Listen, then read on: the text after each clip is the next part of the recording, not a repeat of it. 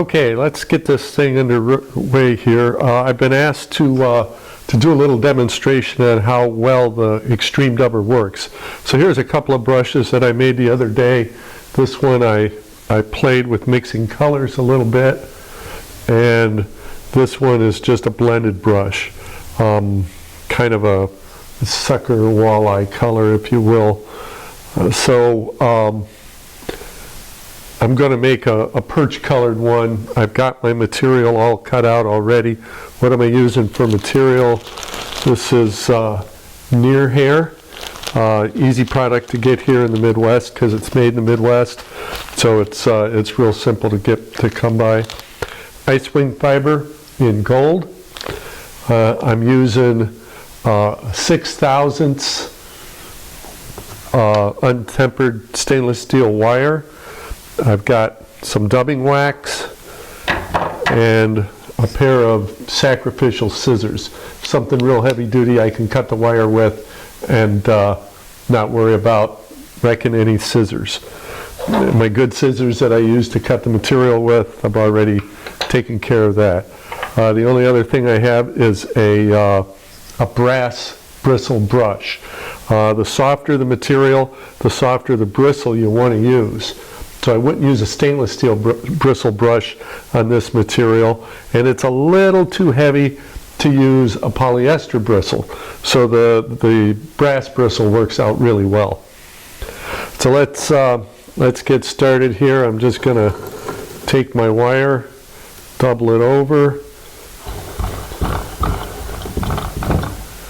line that up tight. Hook it in here. I'll load my spring. I usually load the spring by about 1/2 inch. And I usually take 10 wraps of wire here to make sure that everything's nice and tight. I've got good tension on my spring. Take some dubbing wax, wax the wire. Raise my table up so that I'm just pushing against the wire a little bit. Now my base color, since this is a perch color, I'm going to use the olive. And this stuff works out pretty well. All I got to do is just kind of spread it out with my fingers a little bit and lay it down flat on the table. I'm going to go through this pretty quickly here so that we don't use up too much time.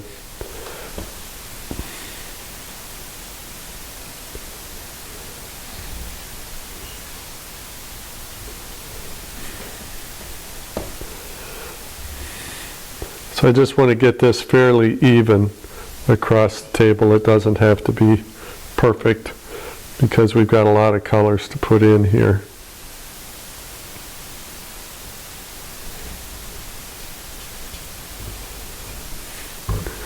There we go. I've got my base color down. Next color I'm going to put on is my orange.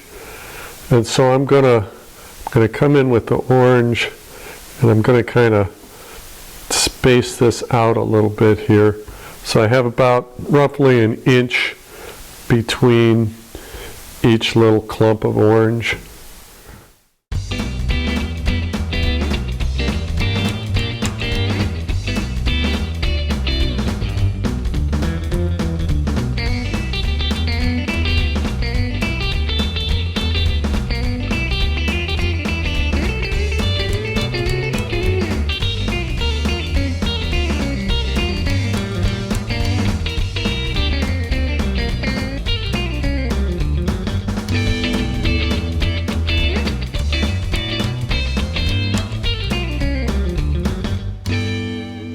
Take my gold.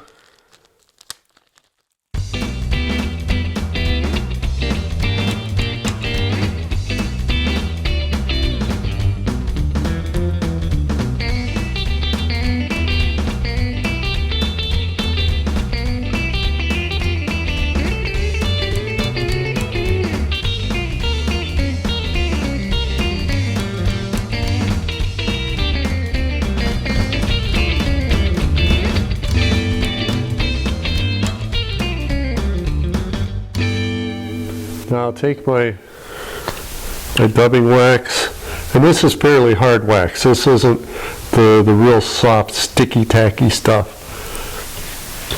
I'll stretch out my wire, figure out what my length is going to be, and then I'll wax this end of the wire also. Try not to get any clumps on there.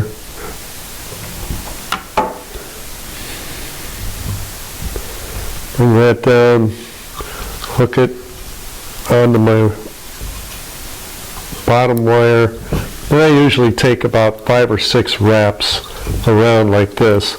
Now, because of the unique holder that we have on here on our spool of wire, it's not going to unravel and go all over the place. So if it slips out of my hand, it's not the end of the world. I'm not going to get too excited about it. I'll trim that wire off, put that spool back there on the holder. Now this material is probably short enough that it can clear the table, but if I was using a longer material, then I could just slide the table out of the way, get it out of my way completely, and then I can start winding up.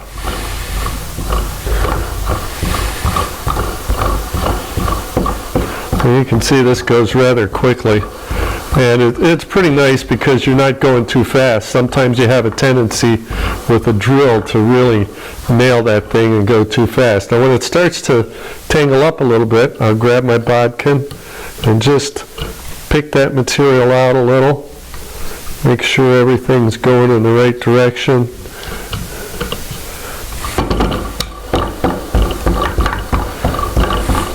Wrap up a little more, pick it out again.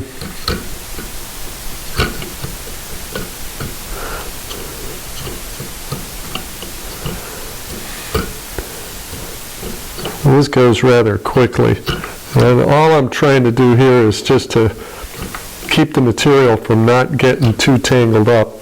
This is near here is a fairly soft material, very similar to the puglisi fiber, like I said. So I use this a lot for heads on musky flies, or if I'm making a bass or a pike fly, I'll use it.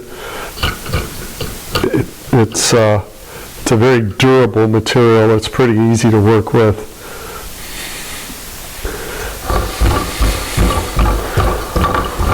Wind her up a little more. I'm keeping an eye on my spring. You can see here I've got plenty of room yet on my spring.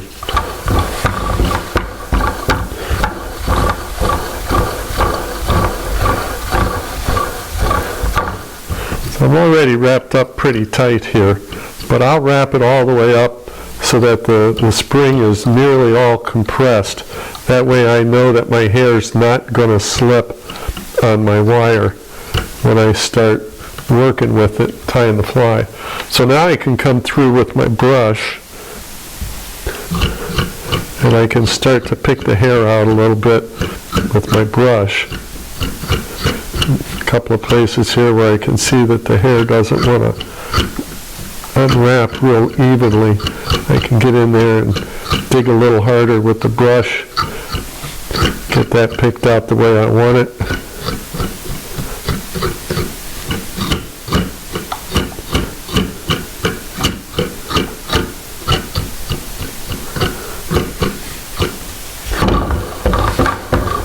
Wrap that up some more.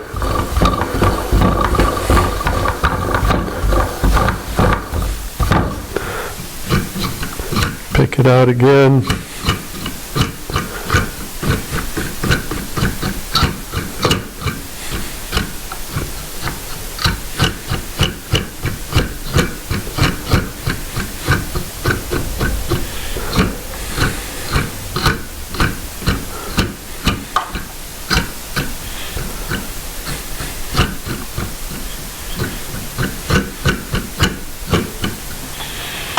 I can come through with my scissors and I can cut off some of those longer hairs and fibers and kind of even things up a little bit.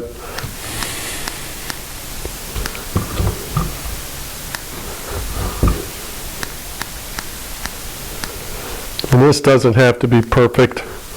I'm just trying to keep it more or less under control. Now if I want my brush to lay out fairly flat rather than being in the round, this is where I'll start to come through and just flatten it out a little bit with my hands and pick my material out side to side so that I'm going to end up with a real nice flat brush. And I can take a closer look at my brush and see how everything's going to lay out for me.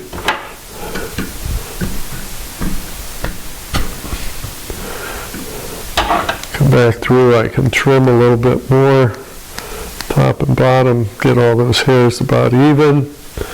There we go, we got a brush. Trim off this side, slide off that side, and there we've got a perch colored brush that's ready to be used. And it's just that fast and that simple using the hand wheel, which quite honestly goes about the same speed as if you were using a drill. There's not much difference between the two. So I hope that helps you out in deciding on purchasing an X-Treme dubber. We love it. It does a great job. It works on all different lengths of hair. This was just a real fast, quick, easy way to do one. Thanks. Have a good one.